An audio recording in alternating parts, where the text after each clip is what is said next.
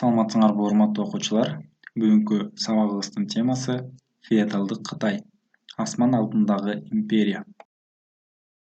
Сабактын планы: 3 падышалык доору жана Цин империясы, Юань империясы, Мин династиясы, Цин Кытайы жана тышкы дүйнө.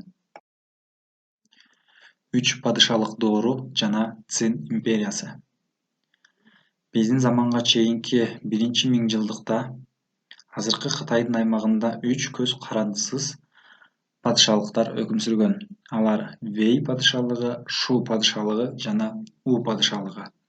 Бул 3 падышалыктын башын бириктирип, жаңы империя түзгөн Цин Шихуанди болгон.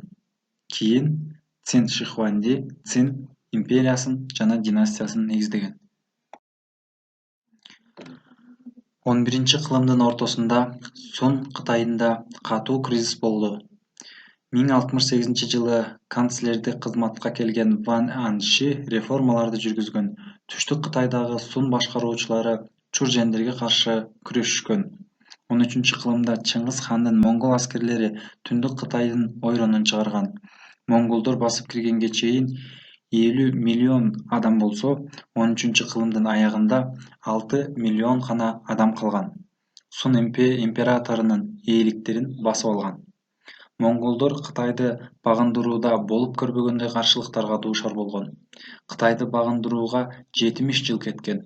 Монголдор өз борборун азыркы Пекиндин жанына көчүргөн.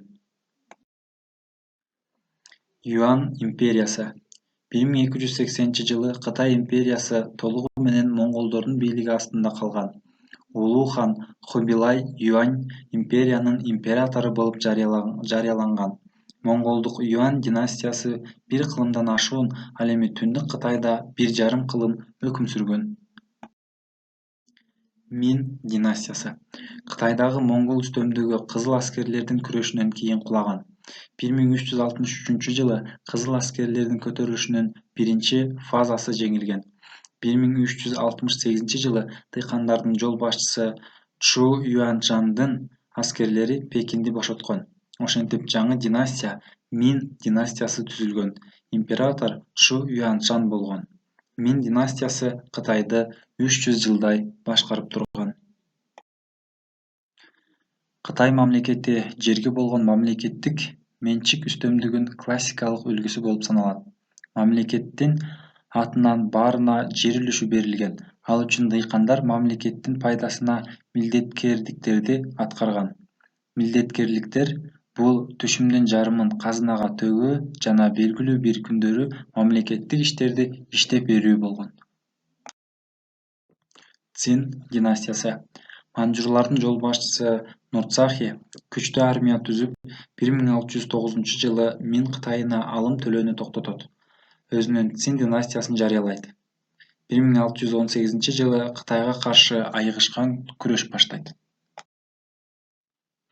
1644-жылы манжурлар Ли Цзычэнди Пекинден кууп чыгып, жаш Шончжини Цин Кытайынын өкүмдары кылып жарыялашат.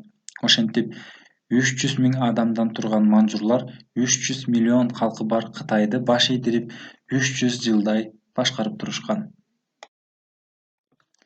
Цин Кытайынын тышкы саясаты. Кытайды 17-18 кылымдары эч ким колония кылган эмес. 18-кылымдын башында Кытай миссионерлердин кызматынан баш тартып, христиан чиркөөлөрү жабылып, миссионерлерди жана чет өлкөлүк көпөстөрдү өлкөдөн чыгарып салышкан. 18-кылымдын ортосуна чейин Португал, Голланд, Англ жана Француз көпөстөрү менен соода саттык алакалары токтогон. Жалгыз гана Кантон же болбосо Ганчжоу портуна уруксат берилген.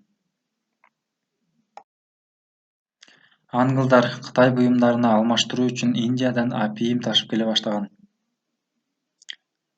Ал апийим согуштарына алып келген. Ал согуштарды Кытай жеңилип, жарым колонияга айланып калган.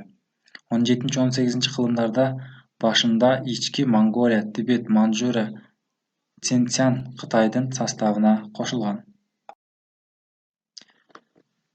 Нанкин келишими. Нанкин келишими 1842-жылы англиялыктар жана кытайлыктардын ортосунда түзүлгөн. Ал боюнча Кытайдын милдеттери зор өлчөмүндөгү контрибуция төлөө, Англиянын соода-саттыктары үчүн 5 портту ачуу, бажы тарифин 5% түшүрүү болгон. Нанкин келишиминен кийин эле башка капиталисттик өлкөлөрдүн соодагерлери да ушундай жеңилдиктерге ээ болушат. Ал эми чет өлкөлүктөрдүн баары экс-аймактык укукка жана башка Кытай бийликтеринин колу жеткис абалга ээ болгон. Ушундай тең укуксуз келишимдер сыртынан караганда Кытайды жарым колонияга айланткандай көрүнгөн, бирок чындыгында Цин династиясынын күнү бүтүп империя кулап бараткан эле. Цин Кытайы эл аралык иштерде капиталисттик дөөлөттөрдүн саясий күчтөрүнүн балансына көз каранды болуп калганы менен 20-кылымга чейин саясий жактан көз карандысыз мамлекет болгон. Үйгө тапшырма боюнча суроолор. 3 падышалык доор боюнча кандай маалыматтар бар? Манчжуриялыктардын империялык Кытай тарыхындагы ээлеген орду кандай? Цин Кытайынын ички саясаты кандай болгон? Цин Кытайынын тышкы саясаты жөнүндө айтып бер. Кытай империясынын англичандар менен болгон мамилесине кандай маани бересиңер?